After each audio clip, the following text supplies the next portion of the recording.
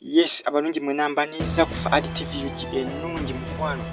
Nenda kusaba mukwano biro oli mupya osubscribinga ku channel yaffe mukwano. Aba subscribinze mbebaza nnyo mukwano nyo bali ku subscribinga ku channel yaffe. Obero oli mupya nenda kusaba osubscribinga ku channel yaffe mukwano oleme kusubwa kipya kyonna n'abataddeyo ku channel yaffe ennungi. Kasito subscribinga buli video gye tuteekayo oba ebikufako butereevu oba ofuna notification ekulaga nti kati tutaddeyo video kasita osubscribinga mukwano. Fahad TV yugi mukwano. Enyimba ya Florence Nampijja mwagiraba neya Ahmed Lubowa. Ahmed Lubowa boss wa Aromatic Entertainment. Mwagiraba katwingireyo neyaddaana n'abatanzi. Izi nyimba zina muziraba zimba gambya Florence Nampijja neya Ahmed Lubowa kati yaddaana n'abatanzi mukwano yeyo gyolingira mu kifaananyi nayo ya mutawaana mukwano munnaye. Nayo yeyo yaddaana n'abatanzi mubadde muginsaba mukwano nenda kusaba osharinge video mukwano. Nyimba yaddaana n'abatanzi mukwano yeyo nga bw'ogyendera nayo mu nyumba nkambwe nnyo kitagambika yaddaana n'abatanzi naye muzanyi wa Aromatic Entertainment nabagamba nti nja kuba mbatuusaako nnyumba z'abazanyi aba Aromatic Entertainment osani wa serebu abalala. Yaddaana n'abatanzi yeyo nyumba ya ddabu nnyo mukwano. Mwana muwala naye yakolamu bambi naye omuntu okubanga olina ennyumba eyo bwetyo si kyangu nnyo, si kyangu ate ng'emirimu gy'akola si gye mingi ennyo egiri awo kubanga emirimu gy'endaba gy'akola omulimu ndowooza giringa mirimu ebiri awo. Simanyi nti oba ayinza okuba kale alinayo omulimu omulala kuba nze gye mmanyi nze nga nze gwe mmanyi ogumu akola ku TV presenter ate muzanyi wa firimu. Emirimu gyokka gye mmanyi. Okuba n'ennyumba eyo ekikomera ndowooza okirengera ekikomera. Ekikomera lwakuba tekiva bulungi nnyo naye ennyumba ndowooza ogirengera. Nnyumba ya ddabu nnyo. Bagamba mbu ennyumba eno yagizimba mu bitundu by'e Makindye. Ejjukira mu bitundu by'e Makindye baaba waliyo baselebrity bokka bokka abasajja ab'amaanyi. E Makindye tewazimbika nnyumba era ddaana n'abatanzi amaanyi ge yayolesa mangi nnyo kubanga ennyumba ye yagizimba Makindye. Kuba okunoonyereza kwe nakoze kulaga mbu ennyumba ye eri Makindye.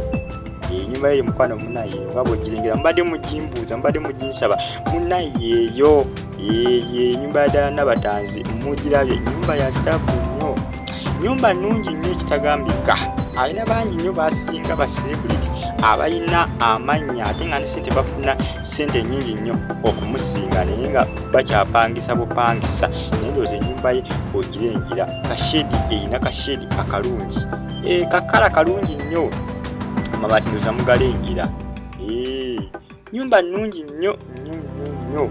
Simanyi nakyakwogera kubanga ennyumba eno nnyumba ya mutawaana nnyo. Otunuulira ku nnyumba z'embalaga tolina nnyumba gy'oyinza kuyisaamu maaso ez'abazanyi ba Aromatic Entertainment.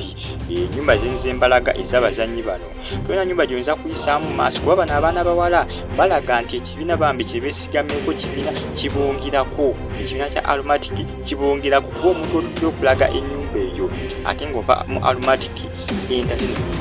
Mukwano nga basiba mweyongere kugubira Aromatic Entertainment kubanga kibiina kati ekiriko kibiina ekisinga kati okuzannya firimu mu Uganda wano. Firimu kisinga okuzannya firimu wano mukwano si kulimba.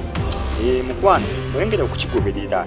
Ndowooza abaana bawala mubalaba abava mu kibiina ekyo okumanya nga kibiina ekisinga essaawa eno nza mulengera abavaayo mulengera bye balaga abavaayo mubirengera. Kiraga nti ekibiina ky'amaanyi kati essaawa eno kubanga olengera abaana bawala bavaamu ennyumba ze bazimba ennyumba za ddabu.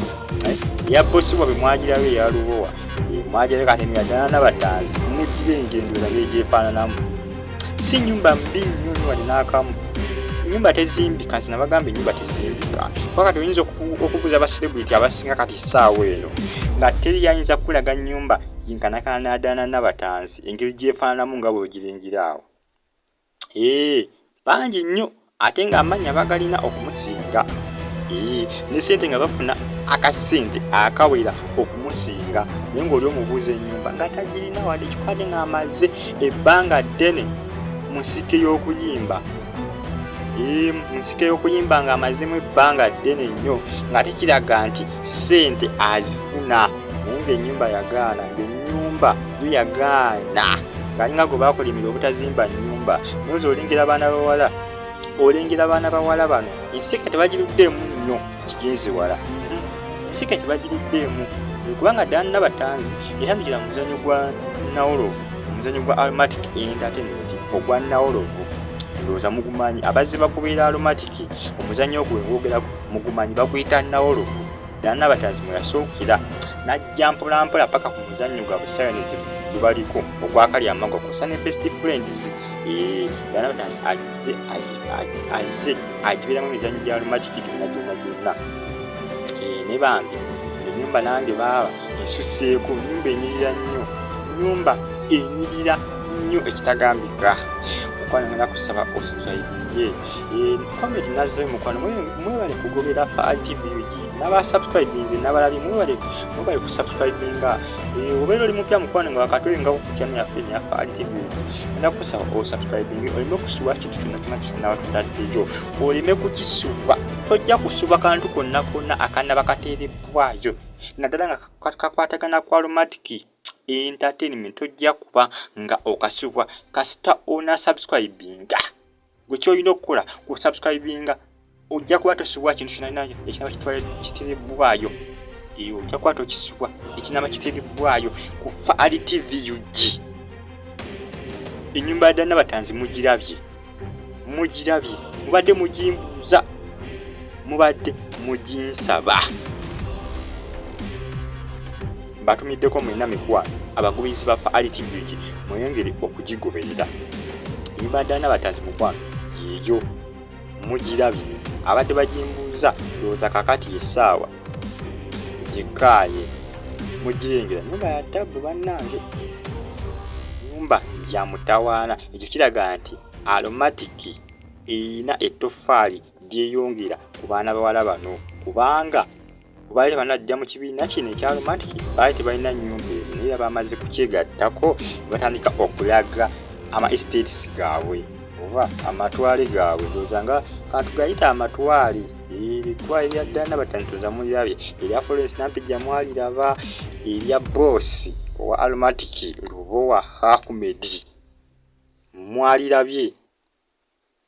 Nkyabalaga amatwale ga Aromatic nno bino bikyali biwero. Bino bikyali biwero. Ya ddala Nabatanzi mubadde mugimbuuza yeeyo ya ddabbu ndowooza mugirabye baaba. Kashedi kyekyo, kakala kyekyo, kugamba enyirira nga gyenkomezza okuwaano. Ngambe obeera oli mupya ngenda kusaba osubscribinge ku channel yaffe eno. Nja kuba mbatuusaako ennyumba yonna ndowooza oba nabatuusaako ya Jamila Kalungi ku luno. Temugisuba Jamila Kalungi ono ndowooza y'omu ku bakyala ba Mulimira Swite mu muzannyo gwa Aromatic essaawa eno ogutambula ogwa Kalyamaggwa. Jamila Kalungi ye mugole owa Mulimira Swite. Ndowooza ennyumba ye gye nja okubatuusaako omulundi ogunnabaguzzeeko wano ku Far TV UG. Mukwano mweyongere okugigoberera mukwano, mujja kuba temusubwa kintu kyonna ekinaaba kikwatagana ku Aromatic Entertainment. Mukwano mweraba mwena.